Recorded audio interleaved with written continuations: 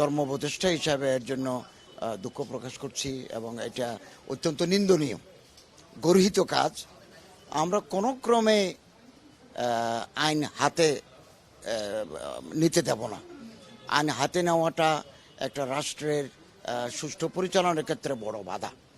এবং আমি আজ সকালে মাননীয় স্বরাষ্ট্র উপদেষ্টার কাছে একটা টেস্ট পাঠিয়েছি এবং অ্যাডভাইজার গ্রুপেও কপি দিয়েছি যে আমরা মব জাস্টিস কোনো ইন এনি সার্কমস্টেন্সেস আমরা মব জাস্টিস অ্যালাউ করব না।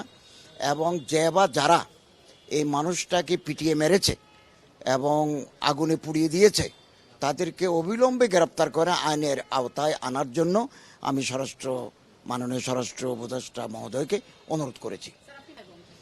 আমরা চেষ্টা করে যাচ্ছি। কথা হচ্ছে যে সব স্থাপনায় আগেভাগে পুলিশ নিয়ন্ত্রণ করা এটা তো একটা কঠিন কাজ। কখন কোন দিকে হামলা হয় এটা অনেক সময় আমরা জানতে পারি না। তো এই জন্য আমরা সবসময় এটাকে নিরুৎসাহিত করি এবং যারা অপরাধী, প্রথম আলো এবং ডেইলি স্টারে যারা আগুন দিয়েছে, আমি গোয়েন্দা রিপোর্ট থেকে জানতে পেরেছি তাদের কিছু ছবি, তাদের কিছু পরিচয় আমরা ইতিমধ্যে শনাক্ত করেছি এবং তাদেরকেও গ্রেপ্তার করে আইনের আওতায় আনার জন্য আমরা ব্যবস্থা নিচ্ছি। হ্যাঁ, ছায়ানট সব জায়গায় কার না কে কি বললো সেটা তো আমাদের এখতিয়ার নয়। তবে কথা হচ্ছে যে আমরা যেহেতু সরকারে আছি, প্রতিটি প্রতিষ্ঠানকে চলমান গভর্নমেন্ট অ্যাপ্রুভড এরকম কোনো প্রতিষ্ঠানে কেউ আগুন দিয়ে পুড়িয়ে দিবে অথবা মানুষ পুড়ে হত্যা করবে, এটা কোনোদিন আমাদের কাছে কাম্য নয়। আমরা এটাকে অন্যায় গর্হিত কাজ বলে বিবেচনা করি এবং এদেরকে আইনের আওতায় আনার জন্য আমরা এখন সম্পূর্ণ আমাদের নিয়ন্ত্রণে। কিছু ঘটনা যে ঘটছে না এমন নয়, তবে আমরা যতটুকু এই পর্যন্ত এসেছি আমরা আশাবাদী নির্বাচন যথাসময়ে হবে, সুষ্ঠু, অবাধ, ইনক্লুসিভ এবং স্বতঃস্ফূর্ততার মাধ্যমে আমরা নির্বাচন করতে পারবো। এই পরিবেশ এখনো বহাল আছে। ইনশাআল্লাহ নির্বাচন যথাসময়ে হবে। স্বরাষ্ট্র উপদেষ্টা ময়মনসিংহের বিষয়ে স্যার কি কিছুক্ষণ আগে গেছি একটা প্রকল্পের ব্যাপারে, আইন পরিকল্পনা উপদেষ্টার অফিসে গেছি। ওখান থেকে এসে আমি বিভাগীয় কমিশনারদের সাথে বৈঠক করেছি, বাংলাদেশের সমস্ত বিভাগীয় কমিশনারের সাথে সামনাসামনি। এরপরে বুদ্ধিস্ট ট্রাস্টের কল্যাণ ট্রাস্টের মিটিং করে এসেছি। এই ফাঁকে আমি স্বরাষ্ট্র উপদেষ্টা মহোদয়কে টেক্সট পাঠিয়েছি। তিনি তো আমার উপরে আছেন, প্রয়োজন আমি ওনার সাথে সামনাসামনি কথা বলবো। এটা গোয়েন্দা ব্যর্থতা সরাসরি ভাবে আমার বলাটা উচিত নয়। যেহেতু আপনি ক্যাবিনেটে আছেন এবং আমি আপনারে বলি এটা পুরো স্বরাষ্ট্র মন্ত্রণালয়ের ব্যাপার। আর তাছাড়া একসাথে কোন প্রতিষ্ঠানে হামলা হবে এটা আগেভাগে তো জানা মুশকিল।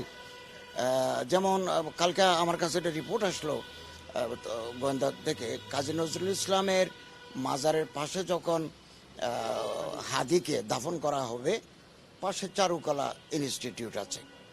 আমরা মুহূর্তের ভিতরে এরকম জানিয়ে দিয়েছে, গোয়েন্দাদের থেকে রিপোর্ট আছে। আমরা পদক্ষেপ গ্রহণ করার কারণে ওখানে কোনো ধরনের দুর্ঘটনা ঘটেনি। সরকার তো স্থিতিশীলতা চায়, কারণ এখন যদি মব জাস্টিস বারে বারে হয়, ল অ্যান্ড অর্ডার সিচুয়েশন যদি ডেটেরিয়েট করে, এটা নিঃসন্দেহে গভর্নমেন্টের ব্যর্থতা বলে চিহ্নিত হবে। গভর্নমেন্ট করতে যাবে কেন? গভর্নমেন্ট তো প্রিভেন্ট করতে চায়, গভর্নমেন্ট আইন শৃঙ্খলাকে উন্নত করতে চায় এবং নির্বাচনের যে পরিবেশটা আছে এটা যাতে আরও সুষ্ঠু হয়। গভর্নমেন্ট তো এ ব্যাপারে সক্রিয়। সরকারি মদদে হবে এ কথাটা তো সঠিক নয়। না, এটা আমি স্বরাষ্ট্র উপদেষ্টা মহোদয়ের সাথে কথা বলবো। ইতিমধ্যে বেশ কয়েকজনকে গ্রেপ্তার করা হয়েছে, চিহ্নিত করে গ্রেপ্তার করা হয়েছে। আরও কারা কারা আছে এগুলো তদন্ত করে তাদেরকে আইনের আওতায় আনার জন্য আমরা সচেষ্ট আছি। এবং এখন বাইরে থেকে যদি কেউ কোনো মন্তব্য করে, এটা তো বাংলাদেশ সরকারের নিয়ন্ত্রণ নাই। এটা তো মেটা তারপরে ইউটিউব কর্তৃপক্ষ আছে, এটা তো সরাসরি আমরা নিয়ন্ত্রণ করতে পারি না, বাংলাদেশ গভর্নমেন্টের উপর নাই। এখন ওপেন প্ল্যাটফর্ম, মনে করেন বাংলাদেশ থেকেও তো অনেকে আমার প্রতিদিন গালি দেয়। না, এটা শুনেন, এই পদক্ষেপগুলো বাংলাদেশ সরকারের আওতায় নাই।